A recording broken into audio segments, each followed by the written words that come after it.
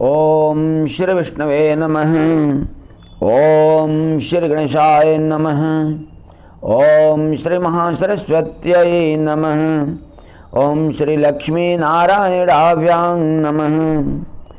इयं ब्रह्मा वरुणेन्द्र रुद्रमरुतः यस्तुमन्ते दिव्यैस्पैर्वेदैः साङ्गपदक्रमोपनिषदैर्गायन्ते यमसामगाः ध्यानावस्थितिगतेन मनसां पश्यन्त्यं योगिनः अशान्तं न विदुषुरासुरगणा देवाय तस्मै नमः।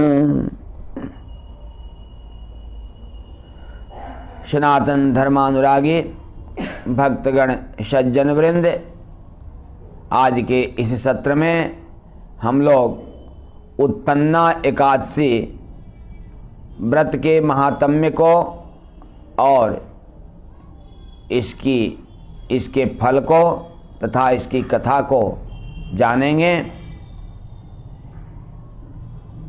इस बार की उत्पन्ना एकादशी 20 नवंबर 2022 रविवार को है।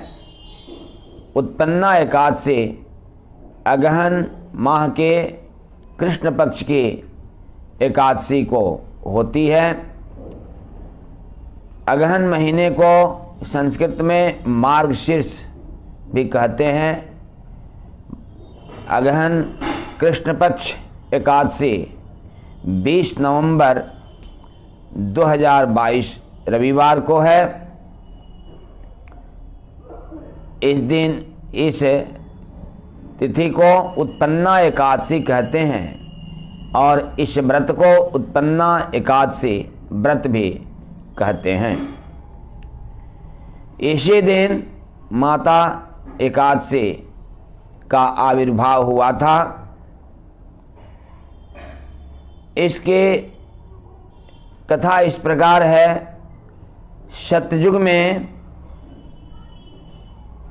एक दैत्य मूर नाम का हो गया।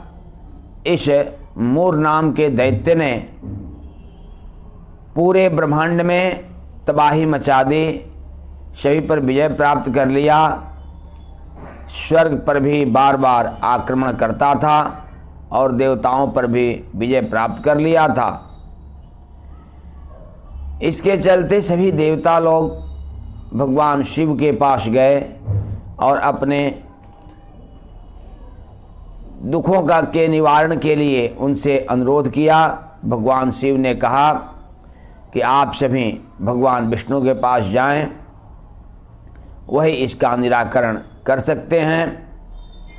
भगवान विष्णु के पास जाकर जब देवताओं ने प्रार्थना की तो भगवान विष्णु उस दैत्य को मारने के लिए उद्यत हुए और वे जाकर उस दैत्य से युद्ध करने लगे।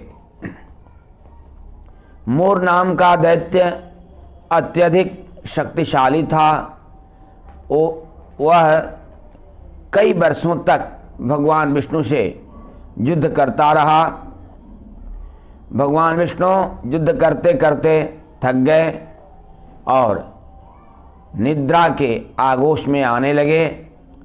इसलिए वे एक कंदरा में चले गए और वहीं पर छुपकर सोने लगे। उनको ढूंढते हुए मूर नाम का राक्षस भी उस कंदरा में चला गया और भगवान विष्णु को मारने के लिए तलवार खींच लिया। इस पर भगवान विष्णु के तेज से एक बालिका उत्पन्न हो गई और उसने उस दैत्य के सिर को धड़ से अलग कर दिया, अर्थात उस दैत्य के सिर को काट दिया। इस पर जब भगवान विष्णु जगे देखे तो अत्यधिक प्रसन्न हुए और उस बालिका से उन्होंने कहा कि तुम कोई वर मांग लो। तुमने दुस्साध्य कार्य किया है, बहुत ही कठिन कार्य किया है। वह दैत्य अति शक्तिशाली था और तुमने उसका वध कर दिया। अब सभी पूरे ब्रह्मांड में खुशी की लहर दौड़ गई है, देवता लोग प्रसन्न हैं। वह बालिका बोली, मुझे यह वर दीजिए कि इस तिथि को जो भी आपका पूजन अर्चन बंदन करे, भगवान विष्णु का पूजन अर्चन बंदन करे और व्रत रहे,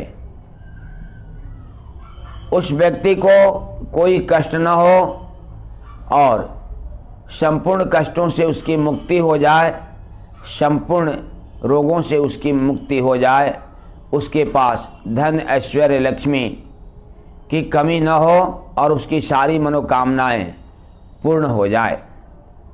इस पर भगवान विष्णु ने कहा, तथास्तु, ऐसा ही होगा। इस तिथि को जो भी एकादशी व्रत रहेंगे उसे यह सब फल मिलेगा, साथ ही मेरी विशेष कृपा भी उसे प्राप्त होगी। वह हमारी कृपा का पात्र बन जाएगा और कोई भी कष्ट उसको स्पर्श नहीं करेगा, सारी उसकी मनोकामनाएं पूर्ण हो जाएंगी, सभी रोग दुख उसके दूर हो जाएंगे, धन ऐश्वर्य की भी कमी नहीं होगी, बाधा विघ्न भी उसे छू नहीं पाएंगे। और यह व्रत एकादशी के नाम से प्रसिद्ध होगा, इसको उत्पन्ना एकादशी कहेंगे। एकादशी व्रत के समान कोई भी व्रत मुझे प्रिय नहीं होगा, अर्थात मेरे लिए जो भी भक्त व्रत करेंगे, मेरे जो भी भक्त होंगे, मेरे सभी पर्वों में एकादशी व्रत सर्वश्रेष्ठ होगा और इससे इस दिन मेरी जो पूजा करेंगे, मेरी जो आराधना करेंगे, मुझे अपना प्रेम समर्पित करेंगे तथा व्रत रहेंगे, उन्हें मेरी विशेष कृपा अवश्य मिलेगी, इसमें संदेह नहीं है।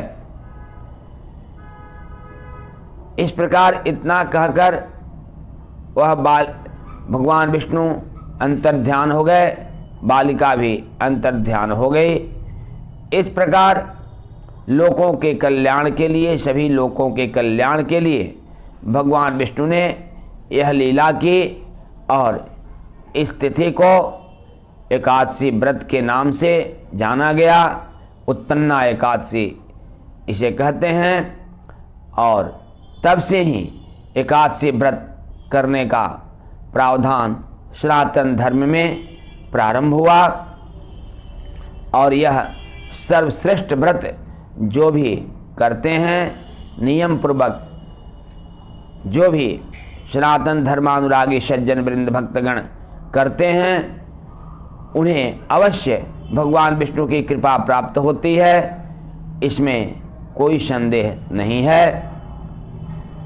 आज के लिए बस इतना ही। पुनः हम सभी मिलेंगे अगले सत्र में। तब तक के लिए सबको साधुवाद एवं कोटिशः प्रणाम।